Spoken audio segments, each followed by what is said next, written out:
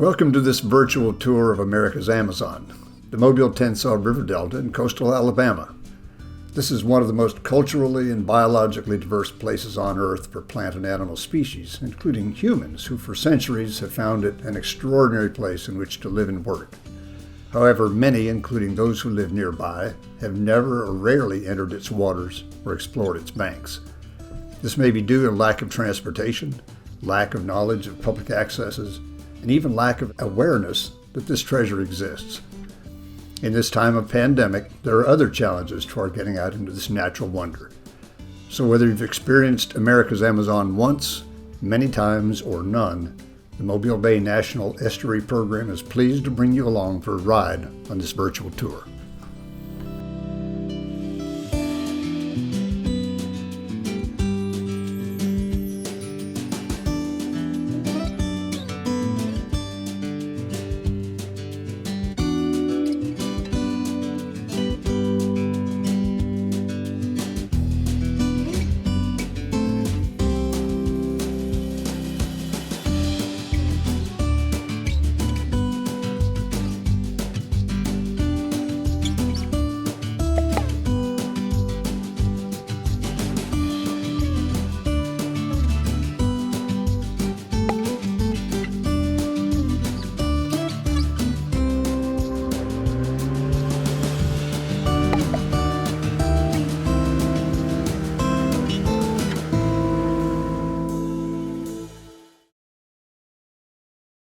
The lower part of the Mobile Delta system is home to a variety of businesses along the Mobile Bay Causeway, primarily restaurants, and as well as boat launches, a marina, and the USS Alabama Park. These marinas do provide access to the lower part of the Delta for fishermen, and this is a very popular area to launch from, for access to both the Mobile Bay and to the lower Delta.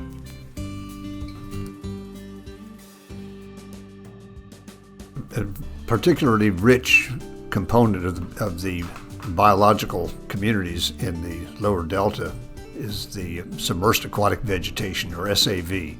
SAVs provide excellent fishery habitat, both for protection and for food production, and also provide foraging habitat for species such as the manatee.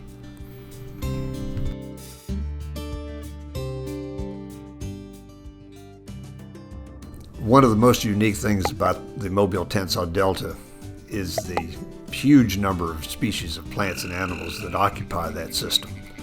It's known as America's Amazon. In fact, most of the study area is occupied by wildlife management areas.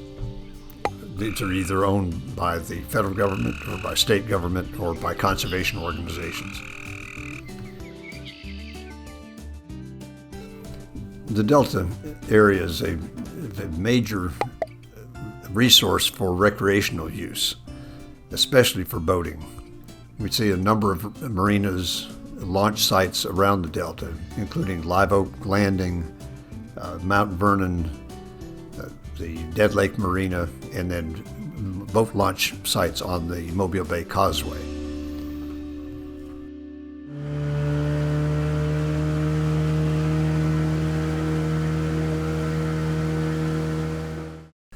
Graving Island's an interesting part of the Delta. It's important as a recreational site, with a lot of folks using the beach area created by placement of sand dredged out of the river. It also provides nesting for the endangered Alabama red-bellied turtle and is the home for a number of fish camps that are reflective of the public use of that part of the Delta.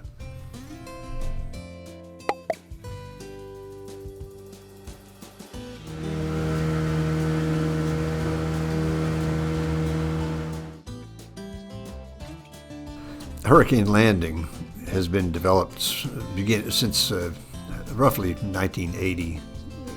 After a fertilizer plant that had occupied that property, it was closed down.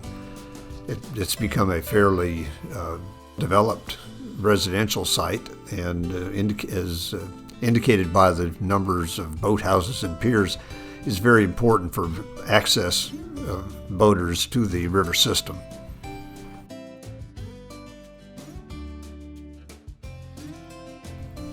There are a number of important transportation corridors across the Mobile-Tensaw Delta, including the L&N Railroad and the I-65 bridge that crosses the system to the north.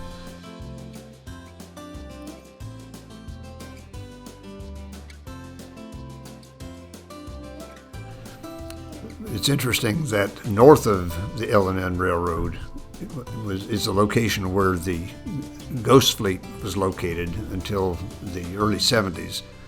That was north of the L&N Railroad structure, and was the location for dozens of World War II era Liberty ships that were gradually taken away for salvage or were used for artificial fishing reefs off the Alabama and Mississippi coasts.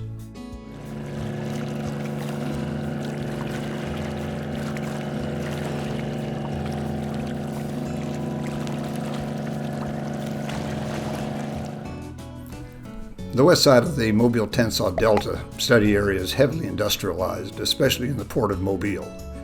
The port includes facilities such as the new Choctaw Point Terminal container port. It includes the McDuffie Island coal terminal, the grain elevators, general cargo docks, and a large variety of petroleum handling and storage areas.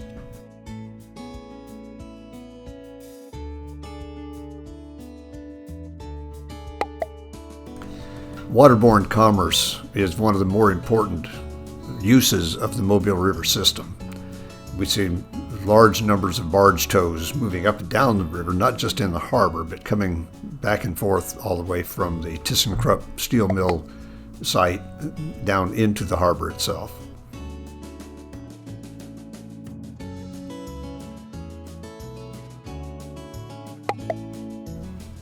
A major issue in operation of the Mobile Harbor system is maintaining adequate ship navigation depths. This requires periodic dredging, and this involves, of course, placement of that dredge material in a confined disposal site like North Blakely disposal area.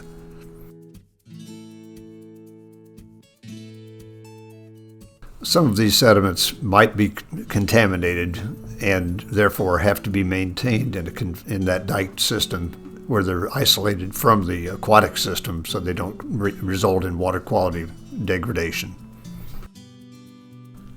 Near the North Blakely dredge material disposal site lies the Alcoa Mud Lake system.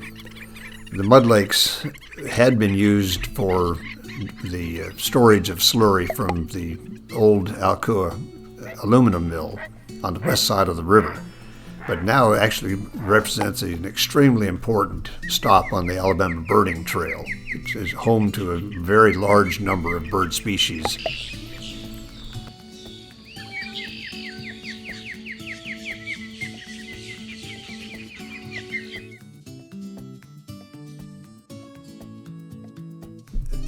Cultural heritage issues are extremely important in the Mobile-Tensaw Delta.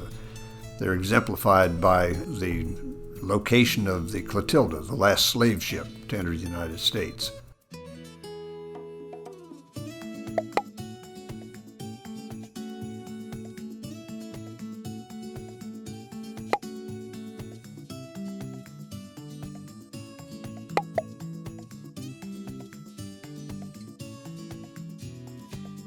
Another extremely important site is Bottle Creek.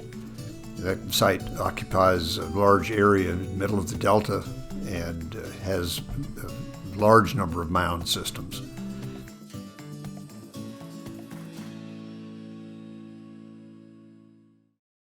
There are a large number of clear-cut areas in the Mobile Delta that we see in aerial imagery and appear to have regrown substantially since they were cut in the early 80s especially. Most of these have regrown with the same species that had occurred in the areas that were cut, basically growing back from the stumps that were left behind by the loggers.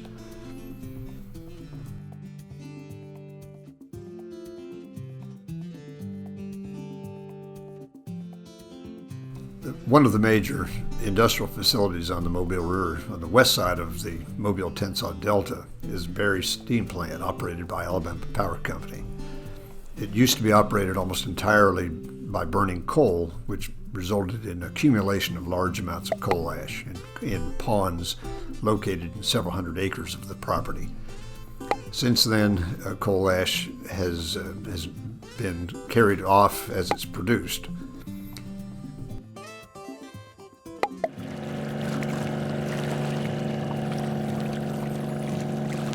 At the far north end of our Delta study area lies the ThyssenKrupp steel mill facility.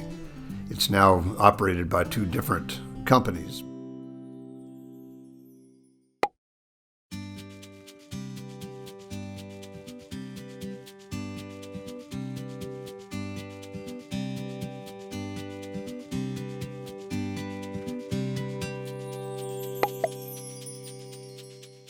We hope you've enjoyed this trip with us throughout the natural wonder that is the Mobile-Tensaw Appalachia complex of watersheds. If you did not already, you may now understand why this place of incredibly rich biological and cultural diversity is known as America's Amazon, and why it is important to know what makes it strong and what threatens it. We need you to be a part of our team in putting together the best possible watershed management plan to protect this special place and the way that we live, play, and operate in it. Please share your thoughts in a very brief survey and visit us at mobilebaynep.com to follow our progress in the protection of this and other watersheds.